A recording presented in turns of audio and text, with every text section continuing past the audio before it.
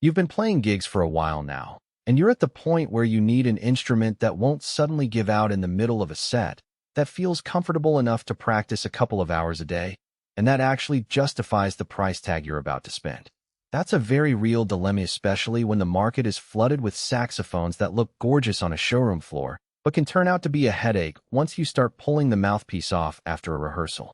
I spent a good chunk of last month trying out a few professional altos in local music stores, reading forum threads, and listening to what seasoned players say about their go-to instruments.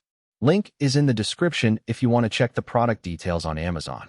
The Yamaha YAS 62III in gold lacquer landed on my radar because it's the model Yamaha has been pushing as the flagship alto for serious players.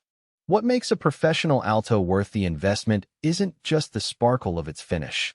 It's how it behaves when you're switching from a slow ballad to a fast bebop line, how it handles long practice sessions, and whether it stays in tune under the pressure of a live mic. Those are the things I tried to pin down. First, let's talk about the kind of player who will feel at home with this sax. If you're already comfortable on a student or intermediate instrument, and you're looking to step up to a pro-level sax for semi-regular gigs, studio work, or serious private study, the YAS 62III is built for you.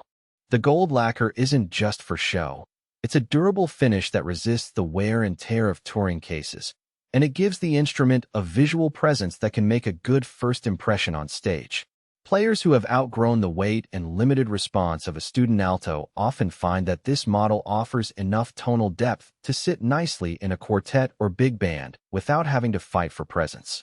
On the other side of the coin, if you're a beginner who's just learning to form a sound, or if your budget is tighter than you'd like, you might want to skip this one. The YAS 62III sits in a price bracket where the cost is justified only if you're getting a lot of use out of it. A brand new student sax can give you a solid foundation for a few years, and the upgrade to a pro instrument will feel more natural once you've fully mastered the basics.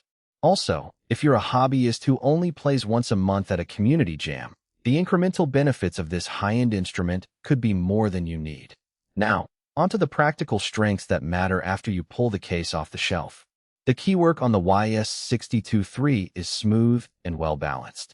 I noticed that even after a marathon rehearsal, the keys didn't start feeling sticky or loose, a problem that can crop up on cheaper professional models when they're used heavily.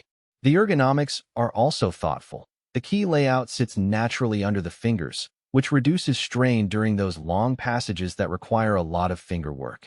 Because the sax is a bit heavier than a student model, the weight is actually distributed in a way that feels stable when you're standing for an entire set, so you don't find yourself constantly readjusting your strap. Tone-wise, the instrument has a bright, projecting sound that works well in both acoustic settings and amplified environments. When I tried it with a small combo amp, the sax cut through without sounding thin, and in an unamplified rehearsal room it still filled the space nicely.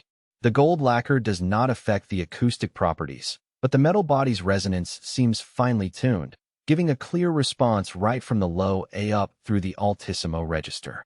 That means you can start a solo in the low range and climb up without feeling like you're fighting the instrument to keep the notes stable. One practical weakness that shows up once you start using the sax in real-world conditions is the need for more frequent mouthpiece adjustments. The YAS 62III's bore is slightly larger than some older Yamaha models, which can make the intonation a bit more sensitive to how you set your reed and mouthpiece. If you're used to a smaller bore, you'll probably have to spend a few extra minutes each day fine-tuning your setup to get that sweet spot. It's not a deal breaker, but it does add a small maintenance step that beginners might overlook. Another consideration is the price versus the accessories you'll likely need. The instrument comes without a case, strap, or a high-quality reed set, so you'll have to budget for those separately. Many reviewers point out that a good hard case alone can cost several $100s, and that can push the total outlay well beyond the sax's sticker price. If you're buying this as an honest-stop upgrade, be prepared to add those costs to your spreadsheet. In terms of value for money, the YAS 62III shines when you look.